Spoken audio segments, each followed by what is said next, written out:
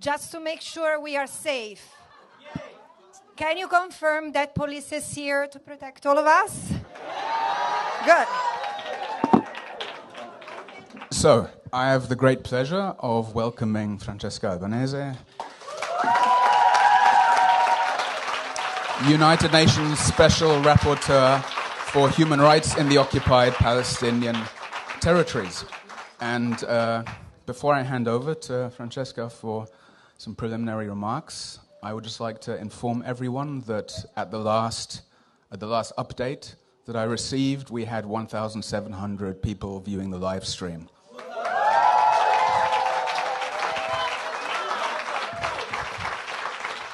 So this may be a small room, but the virtual space we are occupying is a large one.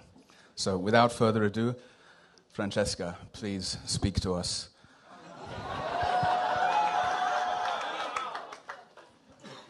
You are not police, right? Camouflaging. Okay. So, I have to admit that about 75 hours in this country have made me pretty nervous. I can't wait to go back to peaceful Tunisia. Because the situation is bad for freedom of expression pretty much everywhere, and still, I've never felt this sense of lacking oxygen as I do here. So please, I know you're very happy to see me. Makes sense. Yes, but it's not, I'm someone who speaks of genocide. And there is a genocide ongoing, and it doesn't matter how much genocide denialism there is, we need to be really aware of what we need to do all together. Because I really want to be heard loud and clear before we start talking about what I came to know the most, genocide, this year, I want to say a few things on which I absolutely don't want to be taken wrong and misquoted. But then, of course, I will be misquoted. So, it is a great pleasure for me to be with you today, and I wish to thank Diem, a Jewish Voice for a Just Peace in the Middle East, I for Palestine, and Gaza Committee for their immense work. Stop it. For their immense work in bringing this meeting together and for inviting me to be here in Berlin. I'm sure you have the gratitude of so many for creating this platform for many to come together to speak on one of the most urgent issues of our time. Without your courage and dedication, we would not be here today, although for the venue, we must thank Jungewelt, who has given the event last-minute asylum, and of course, you are unruly. And of course, we have to also acknowledge the Israeli ambassador, pro-Israel groups, and professional smearers in Germany, a number of German politicians, including the city mayor, Berlin police, without whose relentless work and pressure and intimidation, we would be in another much bigger venue. I know how you feel. I feel it too somewhat. Even though the intimidation has gotten on my nerves, but not yet under my skin. And with German authorities' permission, I plan to return, as I said, to the safety of my home in Tunisia before this changes. We should not fear words. We shall fear crimes, those that commit them and those that who deny them. And as we proceed, I must acknowledge that some of the words I will speak today might be heavy. I recognize that many of you carry significant pain. And it is with this awareness that I ask for your patience and understanding as we explore these difficult subjects. Please know that my intention is not to add that pain, but to bring light, healing, and perhaps a sense of solidarity as we move forward together. And as you are all aware, my presence in Germany these few days has been controversial for many. Universities, the beacon of free speech, the cradle of free debate, where people can also disagree, right, have cancelled events where I was supposed to give talks or lectures without any warning, let alone an apology. That's rude. The organizers, in many cases, have had to switch venues at the last minute, facing threats, condemnation, and harassment on the street and online, hopefully not on site, as if I were someone advocating for hate or someone wanted by the International Criminal Court for war crimes and crimes against humanity. Instead, I'm just a legal expert appointed by the United Nations to document and report on the violations committed by Israel. This is what the resolution creating my mandate says, even if I also document the violations committed by Hamas and the Palestinian Authority. I'm the 8th special rapporteur to do this after illustrious jurists such as John Dugard, Richard Falk, and Michael Link, and the first woman to serve in this position after 33 years. It is in this this is where you upload.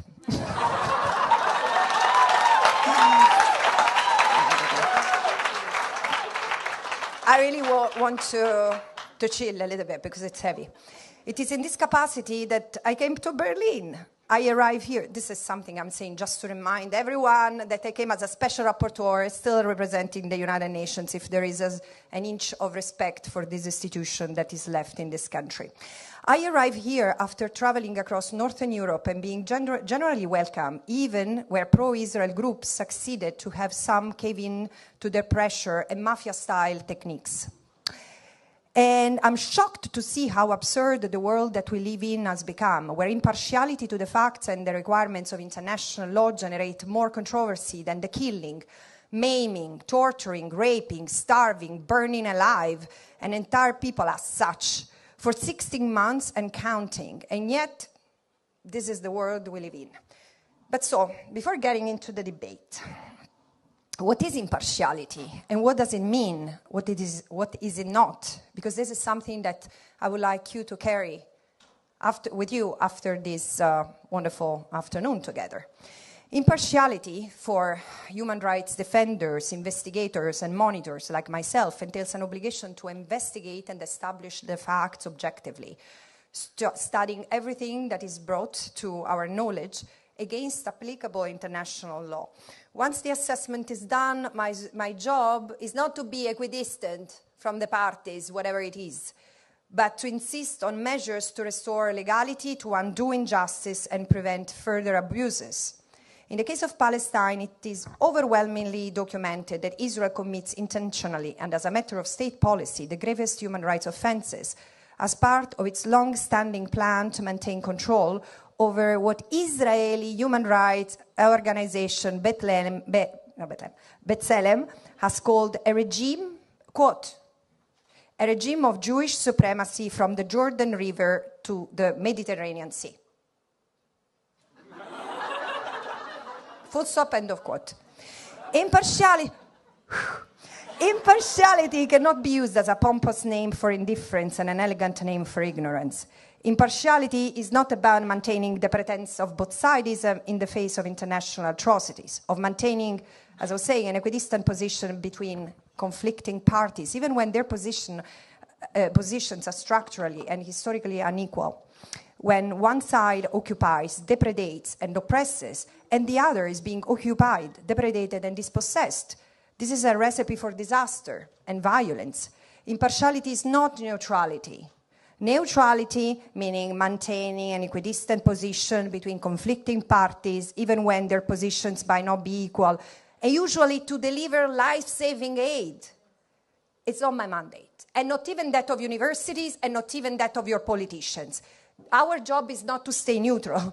Our job is to stay truthful to international law. This is what all of us have in common. And I stand firmly on the universal human rights of respect for life and human dignity. And whenever it is the case that a state is being allowed with impunity to violate these rights, I must speak up firmly on the side of the oppressed. If those who found my presence tonight controversial could understand this basic principle, the difference between impartiality and neutrality, perhaps there would be far less controversy in the first place. And of course, there should be understanding and condemnation for what has happened to Israeli civilians during the brutal attack that Hamas and other Palestinian armed groups carried out on October 7. 2023, as there should be understanding and condemnation for the massacres, violence and oppression that the Palestinians have experienced since the Nakba and before the Nakba, resistance and opposition to which has certainly not spared Israelis. But here we are, in an era where speaking out of human rights has become a hateful act or even a crime, where truth is a lie and lie is a truth that is used to justify this, I don't see anyone, but I was prepared to see more police, however. Orwell's famous proclamation that war is peace, freedom is slavery, ignorance is strength, end of quote, has never been more true than in the discourse surrounding Israel and Palestine. This brings me to the elephant in the room.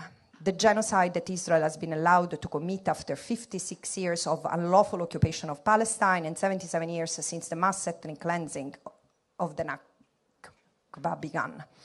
An event that was, in ways, eerie familiar in the present day, carried out massacres and destructions that have been recounted by its victims, Nakba survivors, but also recorded in the testimonies of its perpetrators in some instances, or documented in Israeli archives and brought to light by diligent and honest Israeli historians and architects, who were able to access those archives for a brief period of time some 30 years ago. For even the most sophisticated and experienced practitioners of doublespeak, this truth is no longer possible to deny. I just want to point to one thing, and then we move into the discussion regarding the topic of today, genocide. In July 2024, the International Court of Justice has recognized beyond any reasonable doubt that the occupation that Israel maintained in Gaza, the West Bank, and East Jerusalem is unlawful and must be relinquished totally and unconditionally. The troops, the military barracks, so the military presence, but also the civilian presence, all the settlements must be dismantled. Which doesn't mean that there will be an uprooting of all Jewish people living in the occupied Palestinian territory, but the land is to be returned to their owners. And perhaps the Jewish Israelis who are there may want to rent instead of stealing and living as Palestinians if there is a Palestinian state. And this is not even new. This is not even new. Everyone knew that the occupation was unlawful, and not just for violations of international law here and there, because Israel kidnapped children and adults, including in the middle of the night, and put them in jail for days, weeks, months, and years, until they confessed crimes that they had not committed.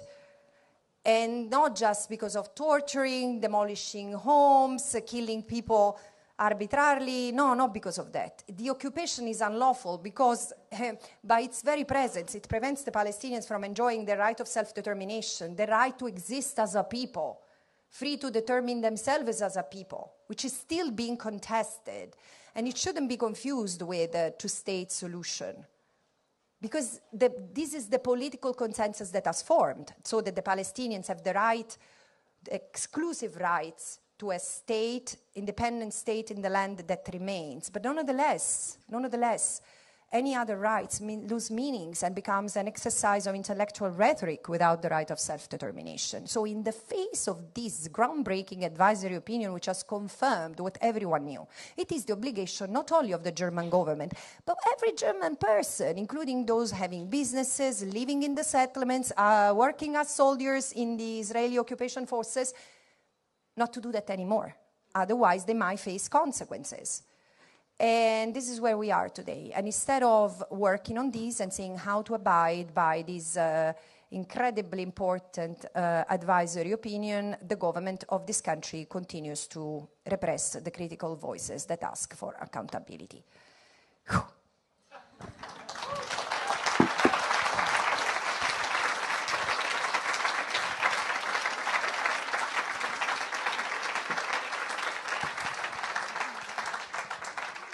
Thank you very much for those preliminary remarks. No doubt we'll get back to some of those points again later. But what I wanted to ask you about, and well, this is the title of this part of the program, international law in the face of the Gaza genocide.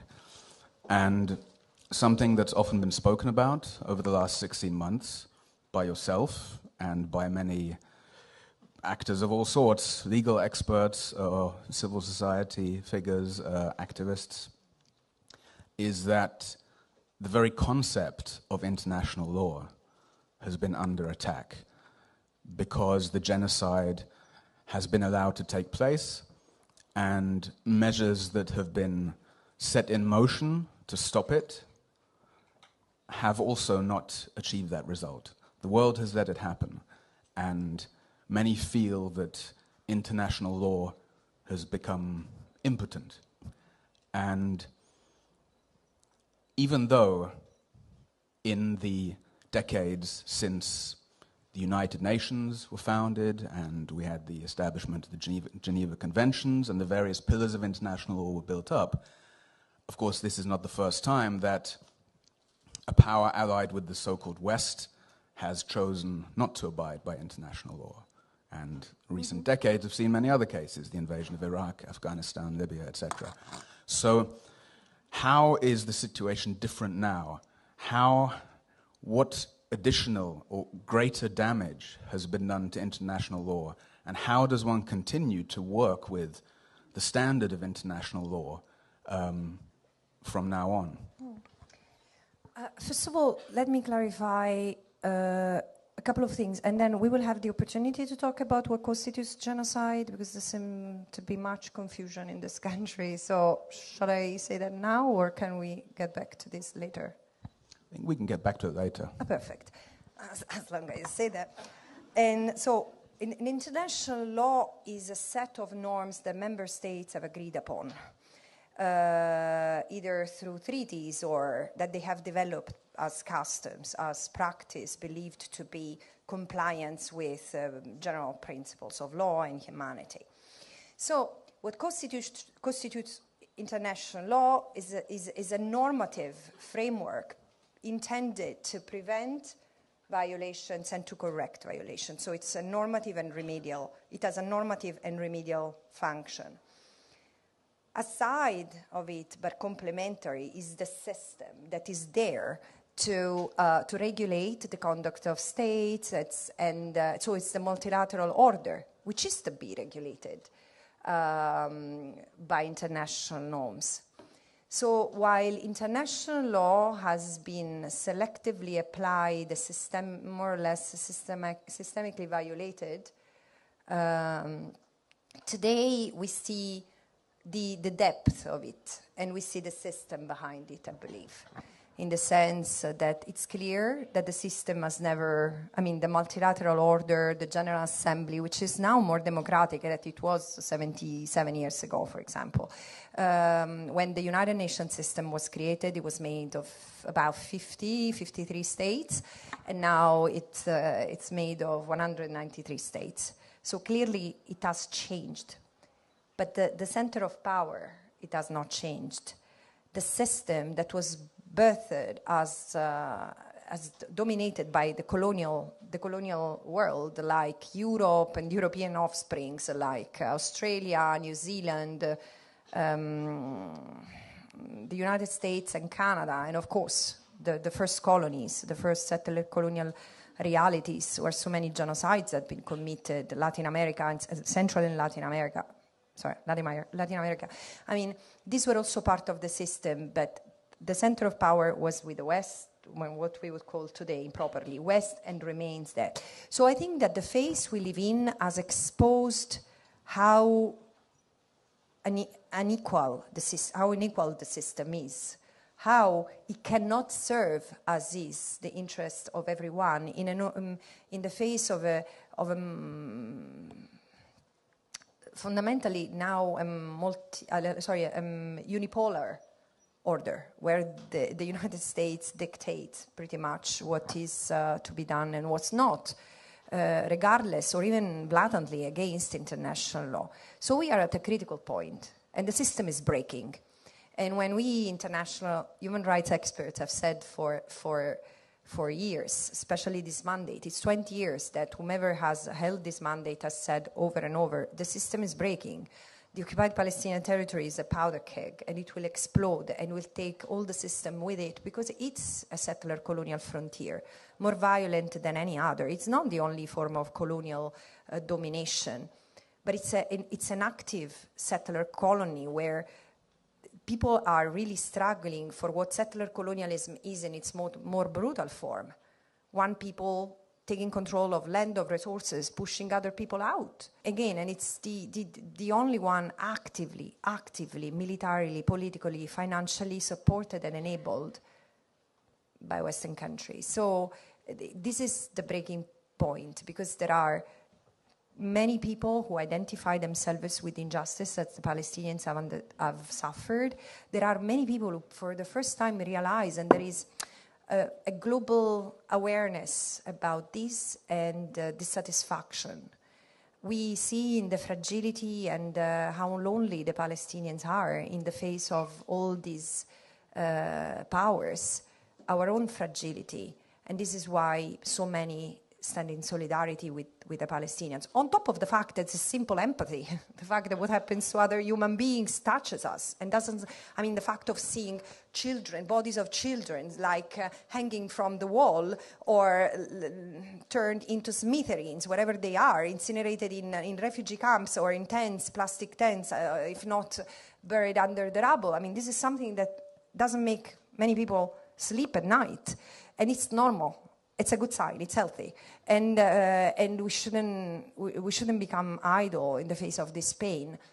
Yeah, so we need to decide. Now it's a time. We are at a turning point, and we need to decide. The system, of course, will become uglier and more resistant and more fearful, but because the system is being challenged, the system of which Israel's abuses are a symptom, and not are a symptom. So this should be a wake-up call for all of us, people of conscience. I often say, a bit rhetorically, but I somewhat believe it. I mean, in the sense, it's not the case that the UN Charter is not just about states' obligations, but it says we the people. Because ultimately, it's we the people who are the guardians of these values, these norms. Human rights, I mean, I know that people complain a lot about international law. It serves no purpose. Yeah, because you are not the ones who had to struggle to abolish slavery. You're not the ones who had to struggle to have women's rights recognized, even if I admit we still have a lot of work to do. But so there have been so many struggles that have led to the development of human rights the way they are. So while we tend to see human rights as a tool of emancipation and that is failing, I want to also remind you, if you take a step back and look at the arc of history, that these human rights are first and foremost the result of someone else's struggle for emancipation. And we have grown just too lazy in this part of the world, because you see the Palestinians, like many other people, they don't even have the time to think, shall I fight or not? Fight peacefully.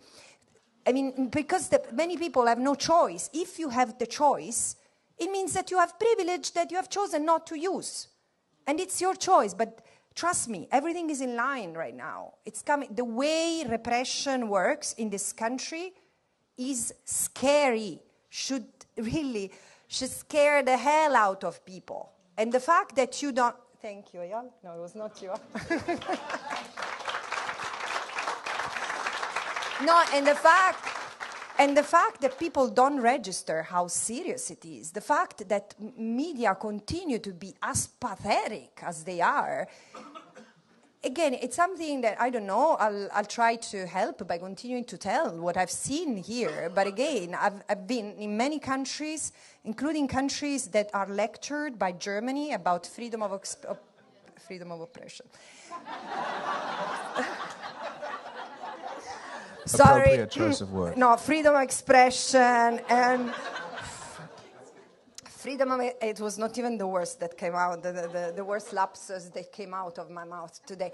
However, freedom of expression and freedom of assembly. I mean, countries that have been lectured by Germany about how important these rights are and who are really struggling to guarantee these rights. I mean, don't want to guarantee these rights to citizens. Don't even make a mystery out of it. And still, I've experienced much less intimidation and fear than here. So I'm with you, and yeah, let's brace for what happens next.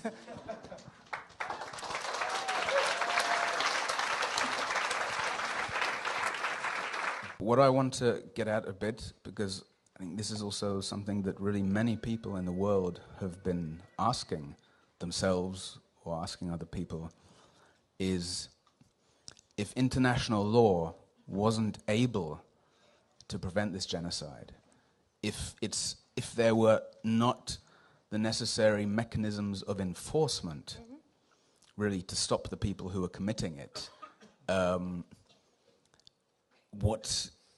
what does it still offer? Yeah.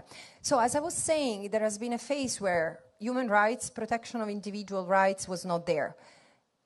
We are lucky because we have those rights. Those rights also allow us to keep some sanity in saying this is completely wrong. Now, there are the standards, there are the law enforcement mechanisms that in many respects have never worked for Palestine. Palestine has always been the big exception. And for a number of reasons, we don't need to unpack all the problems of the world now. But yeah. And Number but two? again, no, I'm serious. And but the thing is that when governments do not enforce, do not abide by international law, next in line is like watchdogs. There are the civil society, NGOs are the natural watchdogs of what the government does, unless there is an ombudsman, or there are like protection mechanisms at the country level. Otherwise, there is the international, there are the courts, tribunals. In fact, in other countries, these are working. These are mechanisms that have been activated through strategic litigation of civil society who have sued the government for complicity in crimes and for transferring weapons to Israel at the time it was committing genocide. And I hope more and more there needs to be scrutiny of what universities, pension funds, banks, and any other private actors who contributes in any possible ways, big or small, to the unlawfulness of Israel's presence in the occupied Palestinian territory, they must be held accountable. And you know, in a country like that, that is not easy, because I hear that this is something that has been tried already, and there has been a bit of pushback. I hope it's not the case, because really again, I'm someone who has grown thinking of Germany as an example because of its legal scholars and because of its courageous judges. I'm not, again, studying it, Palestinian refugees in international law, writing a book about Palestinian refugees in international law. I would like to remind that it was German courts which allowed to develop the jurisprudence that has existed on how to protect Palestinian refugees outside the Middle East. So even in Germany, it has never been that bad. I mean, you can still go back to a place of sanity so courts have to be activated, but also certain struggles are not brought to court, cannot be fought peacefully fought, of course, without the support of the public opinion. Because eventually judges also read newspapers. And the problem is, if the debate is so toxic, if the media's work is primarily not about telling the facts, let alone the legal qualifications, but about manufacturing consensus so as to maintain a certain narrative, a certain discourse, it's very complicated. So what is left is there are international mechanisms that scrutinize the performance of states. But again, I'm not starry-eyed on this. Right now, it sounds like an emergency. And in time of emergency, you don't go into like a long-term plan, if you see what I mean. So I do think that most of the work is to be done, of course, internationally, eliciting solidarity from others, eliciting scrutiny, because there is a sense that in Germany things are bad, but I can tell you, if I'm that shocked, I can tell you there is no real understanding of what's going on in this country, and I'm afraid that this will continue to spread. So, yeah, many more people should talk about that. Many more people should ask your government questions and the subsequent government questions. So it's a struggle that needs to be continued on a multi-fronts level.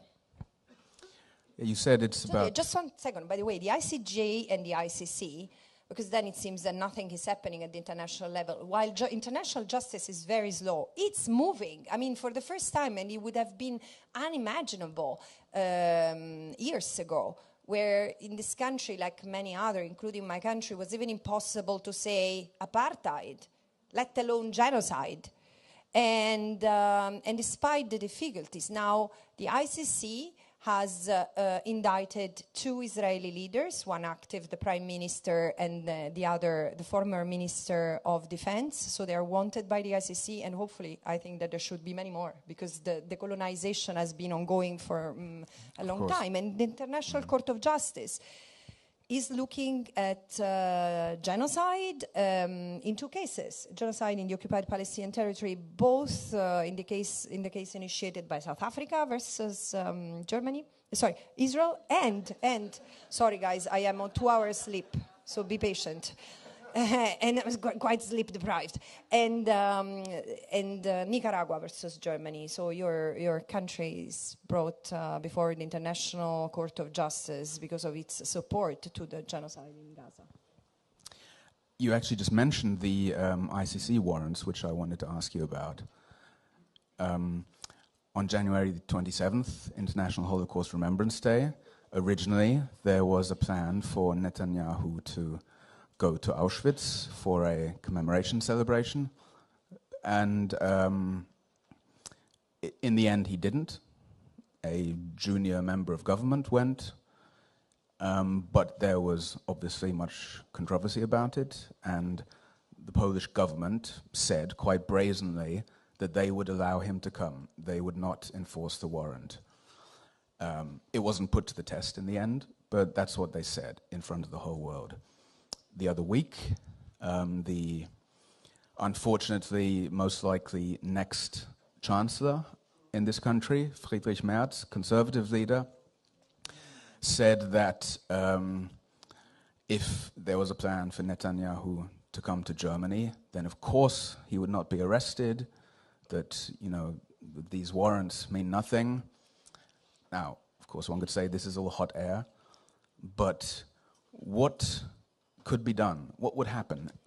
Well, you see, without even bothering international law, is it normal that someone who's not even in function yet and might have governmental function steps into the realm of competence that belongs to the justice system? It's not up to government officials to say whether someone will be arrested or not, based on the determination, on an investigation that has been carried out by the International Criminal Court. I mean, you see, we are completely dismantling the system that we have so with so much sacrifice and political investment built. Out of what? Seriously, out of what? Like, this alliance among politicians who tend to protect each other when one commits crimes and end up committing crimes altogether. Now I'm getting arrested for real. In south of Italy has a very specific name. I'm not going to say that. But this is not normal.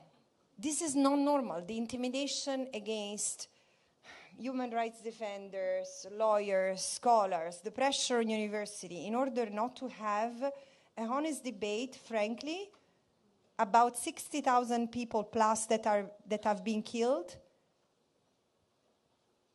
without denying that crimes have been committed against Israelis. Absolutely. No one has ever denied that. I've been condemning crimes against civilians because my red line is that a civilian is a civilian and so it's untouchable. It's the responsibility of the government and of the states to respond for crimes. But here's the responsibility of Germany as well. What is left to the Palestinians? What is left to the Palestinians not to be erased in the little that remains of their land? The guardians of the self-determination of the Palestinians are member states. What has Germany done throughout 2023 when 12 pogroms, according to how they have been defined by many, including in Israel, have been carried out against defenseless Palestinian villages by violent, armed, ideological settlers escorted, as usual, by the Israeli army. And again, homes and cars and other possessions have been incinerated, and so orchards, and Palestinians have been beaten up and terrorized. Where was Germany? And Germany knows, not because necessarily your government has to read the human rights reports, but because it has a presence, it has its diplomatic presence in the occupied Palestinian territory. And everyone knows what's going on in the occupied Palestinian territory. And everyone knows the crimes that Israel has been committed with impunity for decades. So the Palestinians have been persecuted, abused, oppressed, killed, blamed, smeared. And in the face of this, we cannot even talk about that? I mean, again, this is not my problem. I mean, thank God that I'm not that sensitive that someone cancels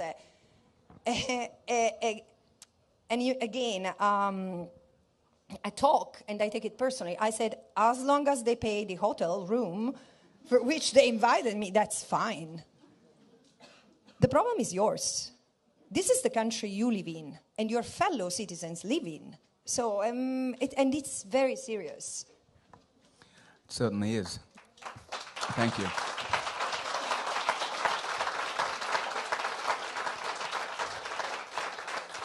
I'm just looking a bit at the time, and we wanted to give a bit of space for people to ask questions. No doubt there'll be many questions, and not every question can be taken. But you said that you also wanted to share some points about genocide earlier. Yes, very, very briefly, as much as I can.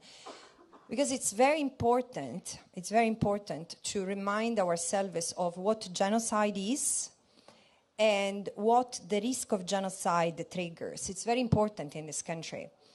Because, genocide is not defined by personal opinions and personal histories, no matter how painful they are. And there is no question that Germany has a lot to atone for the genocides it has committed.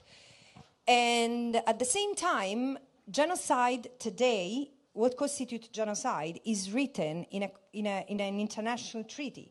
What constitutes genocide is acts of killing against members of a group, infliction of severe mental or physical harm to members of the group, the creation of conditions of life calculated to lead to the physical destruction of members of the group, and prevention of birth and the transfer of children. So you see, I hear criticism like in the UK, for example. Look at the numbers of killing. As killing 70,000 people was not bad? I often ask myself, what kind of monsters have we become? But also the brutality of the attack, the way everything has been destroyed, the way, as we will have the chance to talk, in a way that has led to conditions calculated to destroy the Palestinians.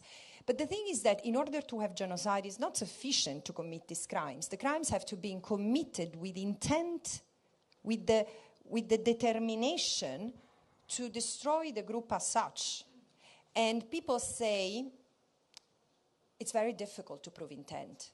Yes, you know why? Because it's very difficult to it's difficult to prove genocide because it should be difficult to commit genocide in 2024 or in 2025. it shouldn't be possible, because in the system there are some check and balances in a system that calls itself democratic, where there is a rule of law system with the separation of power. I mean, you might have crazy government officials making genocidal incitements, say starve them all, kill them all, they are all animals, they're even the kids. I mean, Germany is not the first time where this has happened, because I've read the Nuremberg Trials Act, and children were seen as a security threat. So it's not, but there might be world cabinet ministers saying that. And then what are the other cabinet ministers doing in the face of this? What are the MPs, the members of the Knesset, what have they done to intervene, to stop this incitement? What has the judiciary done when the International Court of Justice recognized the risk of genocide, ordered Israel to take measures to stop carrying out its military operations in a way that could result in genocidal attacks, as it had been doing? And had Israel complied with the ICJ provisional measures of January 2024, we wouldn't be here today, probably. And what has the judiciary done? Has the judiciary in Israel investigated any of the people, senior officials of Israel, who have been named in the provisional measures and in the text of the court that accompanied the provisional measures? No. That system has proven that being a reflex of the enabling environment that Israel as a state was. And the intent has been, it's not even that we need to dig to find intent. There is direct intent, because when Netanyahu and others have ordered, again, starvation, no water, no fuel, no electricity, no food. Of course, this would lead to conditions calculated to bring about the destruction, of a group or members of the group as such, identified as Palestinians. So in the face of this, there should have been an obligation, as I said, to prevent, because the Convention on Genocide is not just about the punishment of the crime of genocide. Creates for each state, especially influential states who are providing support, an obligation to prevent and stop. And again, in April 2024, in Nicaragua versus Germany, the court reminded Germany and other member states to intervene by not transferring weapons to states who might be committing not just genocidal acts, but violations of international humanitarian law, including war crimes. So the killing of 17,000 children, what is it? This is what journalists should ask your chancellor. Because again, it's not about his personal opinion, which I respect very much, but it doesn't respond to this question out of personal commitment, I imagine, but as the chancellor of this country, which has obligation under international law. And this is the way Germany is evading its obligations and acting in a way that is prohibited under international law cannot be hidden. This is the reality. That's an appropriate note to end on before we open it up to the audience. We are representatives of Students for Palestine FU and also students from the not-so-free university here in Berlin that cancelled your event tomorrow. So we are very happy to see you and to ask our questions. In a recent viral video, you rightfully criticized the German state and the situation this country is in. You are also aware of the protests and the repression we are experiencing. Our question would be, how can we stand up against such state repression, and who can we trust when it comes to our rights? We are protesting and boycotting, but what else can we do? Maybe you are aware of this. I think we tried to convey a very comprehensive report on the collaborations of Freie University with a series of Israeli institutions and universities which we think are in very clear breach of international law and morality as such too. To give one example, the Freie University is sending its students very often without the knowledge where it's specifically sending and in what kind of situation it's sending these students to exchange programs, for example, with the Hebrew University, which has its students' hostels in East Jerusalem, on which we think is an illegal settlement. And we would like, if you could say a few words on what you think are the obligations of German universities, and particularly FU, regarding such cases. We also would like to forward a question for later to Eyal already, what he thinks as a scholar originally from Israel, what the political impact of such campaigns is also in order to break the normalization of occupation and apartheid. And to give another example on this, the university's law faculty, where I am a student at currently, has a couple of programs running, but one of them is called Human Rights Under Pressure, and it advertises with experiencing and researching these human rights under pressure in the field, and is sending programs very often to Israel and the occupied territories. And as I think Francesca has been made aware of by a letter that FU professors from the law department wrote, it is, you know, this normalization is happening through these kinds of corporations. Anyways, thanks for your attention. We will probably tomorrow upload the report on bds-fu.de, bds-fu.de, and try to support the campaign if you want to.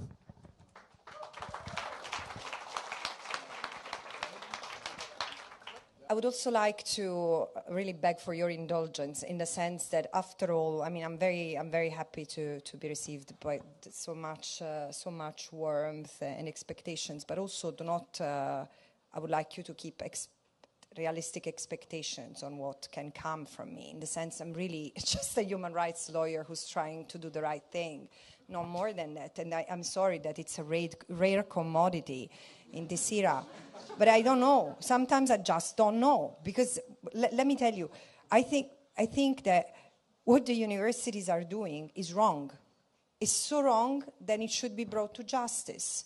University cannot have partnerships with anything that has to do with the settlements. Cannot have partnership. But really, we are being conservative here. Because at the time of apartheid South Africa, it's not that we were going to see how to establish or cut relations with Israel just in the limit of the Bantustan, where South Africa was segregating the black South Africans. I mean, if Israel commits crimes that should lead to accountability and justice, 360 degrees. So I'm even uncomfortable as a lawyer to have to split the hair and say the settlements and not the settlements. Maya Wind, an Israeli scholar, has done incredible work on the responsibility of universities. As such, Israeli universities explaining why it's wrong today, in 2025, to maintain partnership with Israeli universities who are part of Israel's infrastructure, military and surveillance and oppression infrastructure vis-à-vis the Palestinians.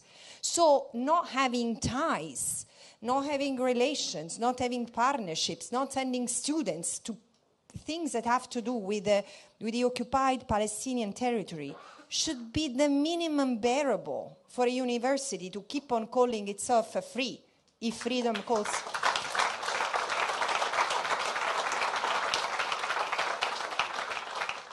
That, by the way, I really object that university keeps on having the name free after cancelling me and Eyal.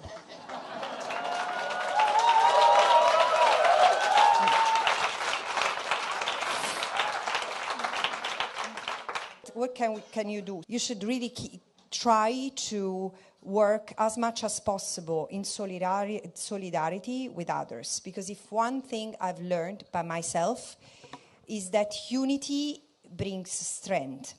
And I understand that, especially, I don't know if this is unique to the Palestine solidarity movement, but there is a little bit of snobbish attitude. Oh, I agree with this, but then he doesn't agree with everything I say. Can you be minimalist for once and agree on a few points like end the genocide, end the occupation, and end apartheid, and then...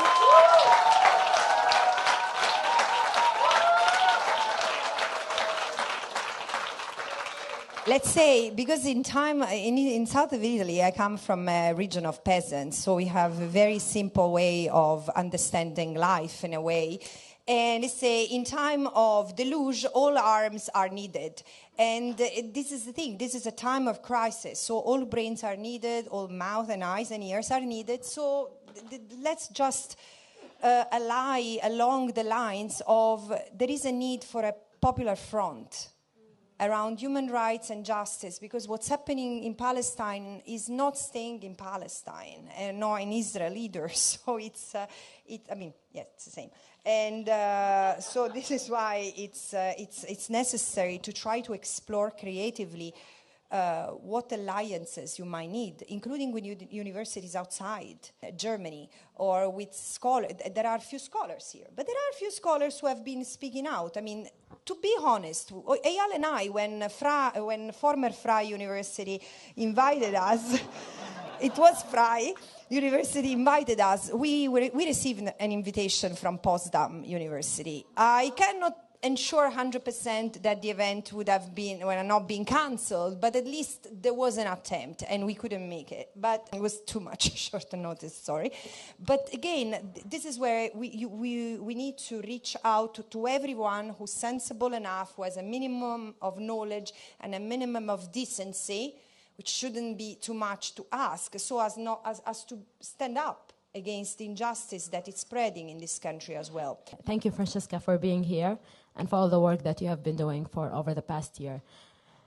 So you touched a little bit on this, and probably this is going to be a controversial question, but as a Palestinian, all these like international laws, human rights, the UN, all of these things, how we can trust and like put our trust in these concepts and institutions if they failed to stop the genocide for the past 16 months, when all the greater powers in the world are not following or like listening to or abiding by all these laws, and also with the veto right as well, when 5 superpowers can just veto any ceasefire or any resolution.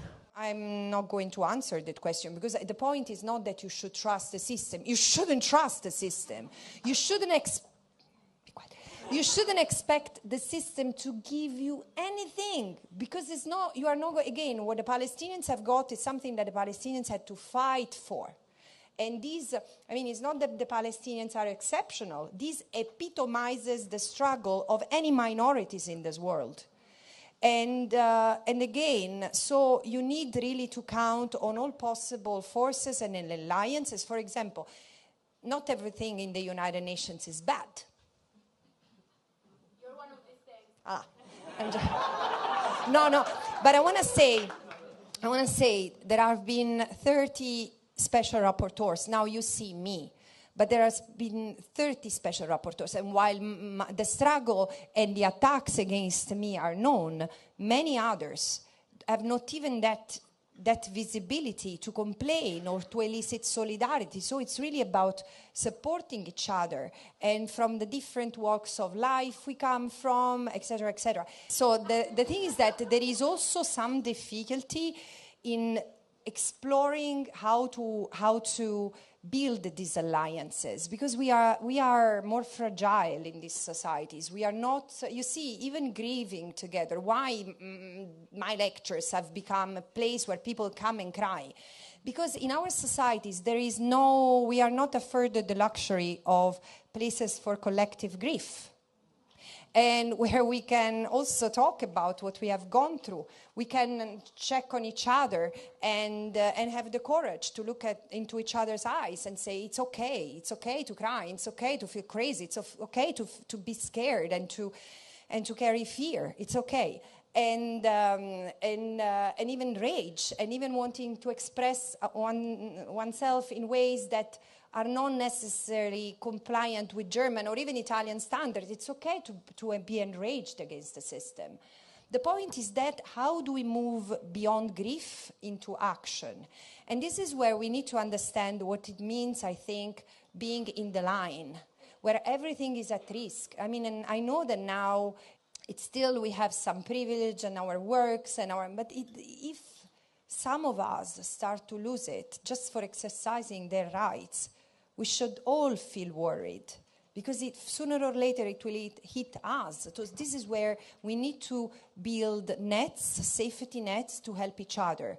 We don't need to spend that much in our life.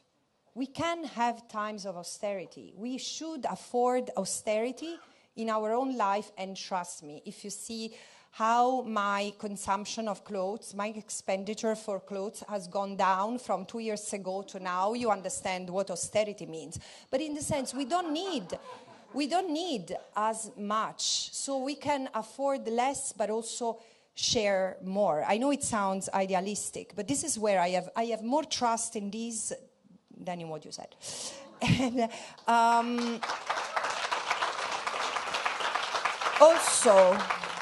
also, apartheid and racial segregation in the United States and the dictatorships from Chile, Argentina, Brazil, or colonialism, brutal colonization. Although colonialism is still lingering, and this is the opportunity to unpack it, because if one thing Palestine, the genocide in Palestine has brought to the fore is what settler colonialism and colonialism still is. So it has poked the bubble of colonial amnesia that we have grown into, many of us. So again, let's look at the silver lining out there. This is a moment to do better.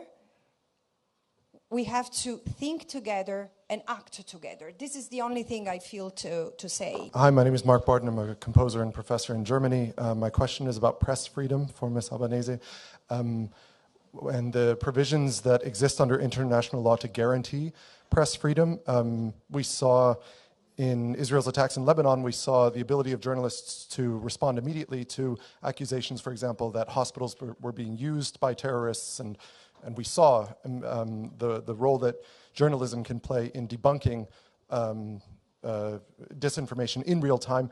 We don't see a lot of that happening in the West Bank right now, and right now there's a ceasefire in Gaza. We also don't see a lot of international journalists active, and I'm wondering if there's anything international law can do to force that to happen. When I think of what journalists have done, and you mentioned Lebanon, I mean, it's even more shocking, the kind of the moral compass and the selective attitude that has been used after the pager attack. Because I don't know how it was in Germany, but in my own country and other countries, I saw politicians and journalists laughing about that and commenting on how audacious and genius it was. Praising the ingenuity of the attack. But this is where I say the entry point now, where the rallying, something to fight, because this is the common enemy, is racism. Racism it was, racism it is, and racism continues to be.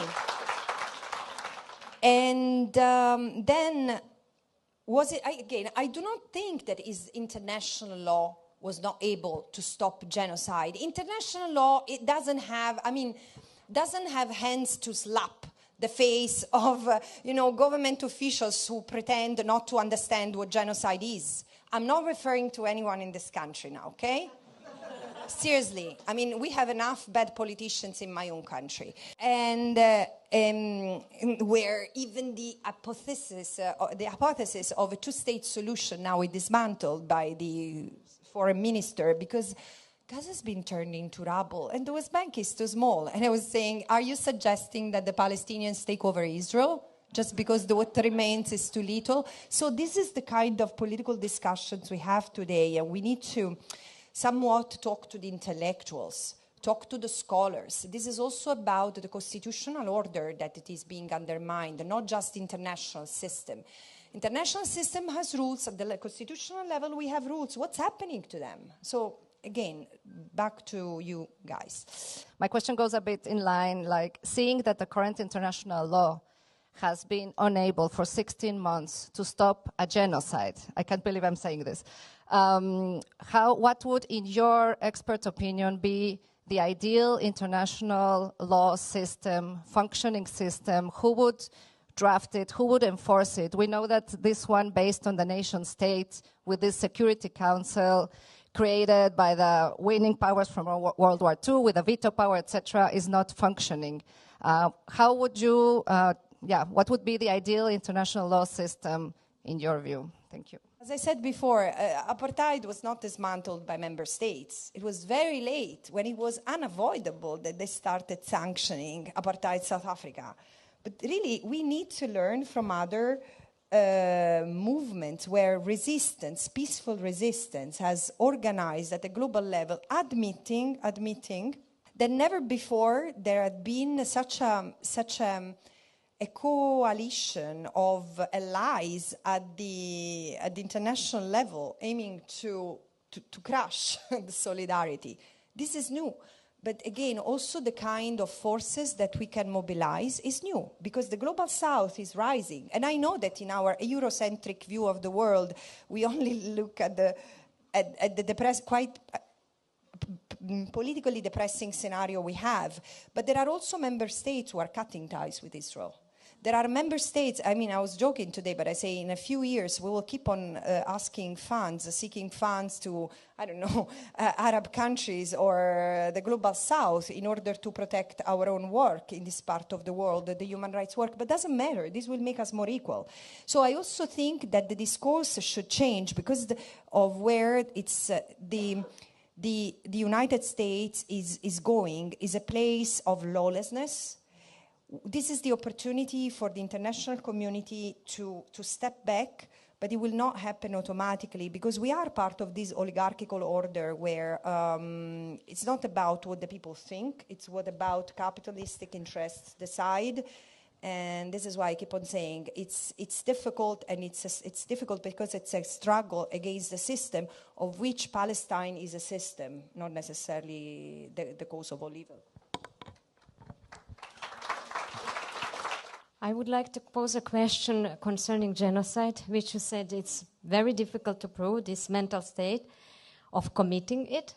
But then we have another layer, and this is incitement, which we've been witnessing here in Germany from the very beginning, October 7, 23, how Palestinians, but in all their layers of life, together with their children, are dehumanized. We just need to read Tagesschau or Bild, and if I may read, or not to take time, but this is a serious problem. And then if I go back to the history and the magazine Stürmer and compare the images, not that I'm comparing, but this historical flow of dehumanizing then. I have no problem with comparison. Okay, but then I am now careful, because we know what can happen. But the processes of dehumanizations do last, and they tell us that genocide, like for instance in the country where I am from, Serbia, lasts for a long time. So I, as someone from Serbia, could also recognize dehumanizing images of Bosniaks or Bosnian Muslims and then Palestinians while reading magazines, Bild. Not that I read Bild, but Bild, Tagesschau, or even I will now mention the January 19 and the release of hostages, which was really an important day, and it is every time when we celebrate freed lives. But then also freed lives from the prison, and when we see how they are represented as the grålande Menge. Can you help me translate this? Screaming crowd, grålande or the schreiende.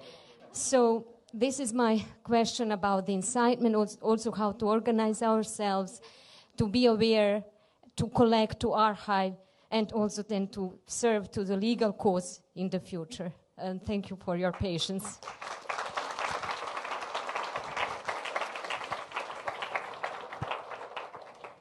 Again, genocide is difficult to prove because genocide should be difficult to commit. We should not confuse the intent with the reasons. I mean, because people tend to say, Israel, we cannot really say that Israel wanted to destroy Gaza, even if it has destroyed Gaza, even if it has said, if there are Israeli leaders who have ordered the destruction of Gaza and general commanders who have, in fact, ordered their soldiers. So there has been the order, the chain of command effectively triggered top top to bottom.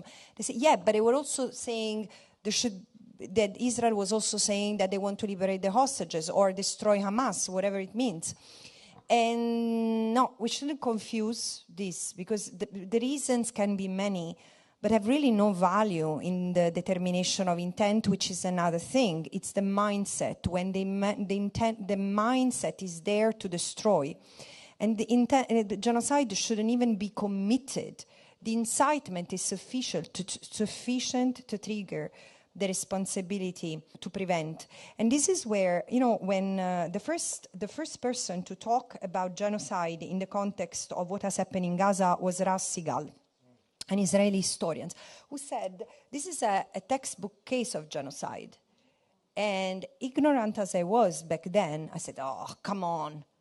It's not a textbook case, because as a good European, I knew that the textbook case of genocide, and again, I had seen the failure to prevent genocide in Rwanda and in Bosnia and Herzegovina. So my point was, if there are no crematoria, if there are no machetes, if there is no mass killing, it's not genocide.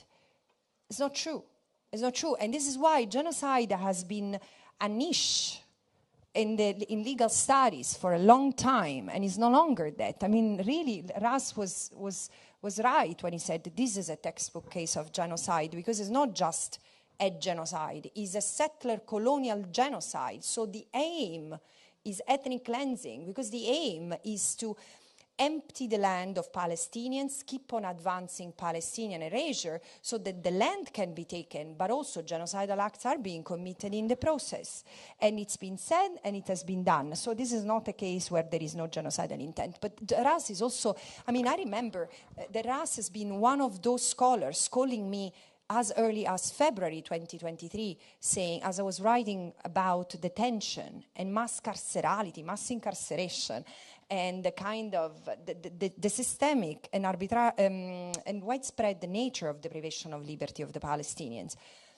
And he was saying, but when are you going to look into the genocide against the Palestinians? Imagine my reaction. But I say, okay, let's talk about that. But then I've realized how much he was right, because as a genocide scholar, and someone who has studied the Holocaust and other cases of genocide, he knows that there are different steps. That genocide is not an act, it's a process, and it's preceded by a number of things. But there is one element that is common across all genocides, and wouldn't be possible if it was not widespread among societies. It's dehumanization of the other. So that we do not see the Palestinians today as Palestinians. And again, as a European, this is me taking, please don't applaud, don't nod, don't say anything, hold your breath, but I need to say that, because I wouldn't be me if I didn't say that. But as a European, as an Italian, I know that the genocide of the Jewish people in this part of the world would not have been possible only for a few monsters who had planned the deportation, the trains, the industrialization, the horror that has been done.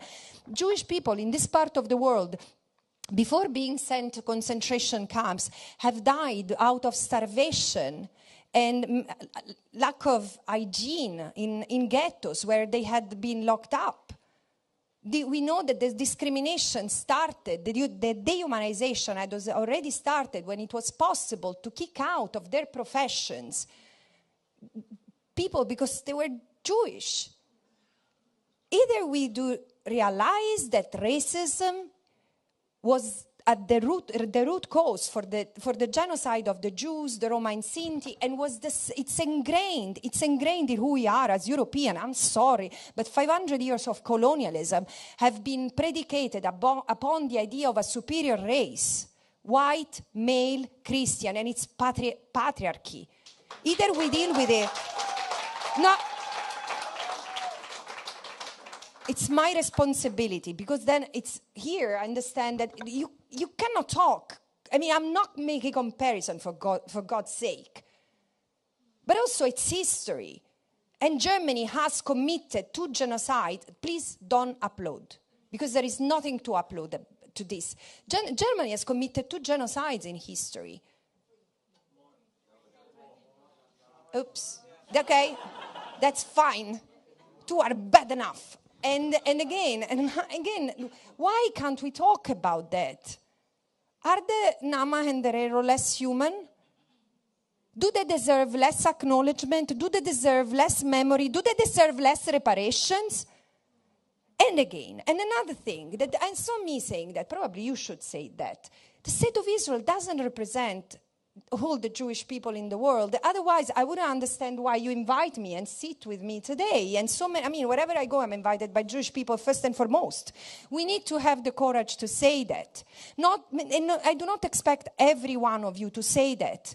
But those of you who have an inch of privilege in this country, university professors with tenure, Jewish people first and foremost, we need to say that it's not in our name that this can be carried out, because we have not been able to prevent the genocide of the Tutsi, we have not been able to prevent the genocide of the Yazidi, or the Rohingya in Myanmar, or in the Bosnia. However, I really want this to be the last genocide of human history. And it's not going to happen until it's stopped. In order this to be stopped, it needs to be understood and recognized. Absolutely. Thank you very much. A perfect point to end, even if obviously many of us would like to continue. But there are still further parts of this program, which somewhat amazingly has been allowed to proceed this far. So let's see if we make it to the end. Yes, so thank you again, Francesca Albanese.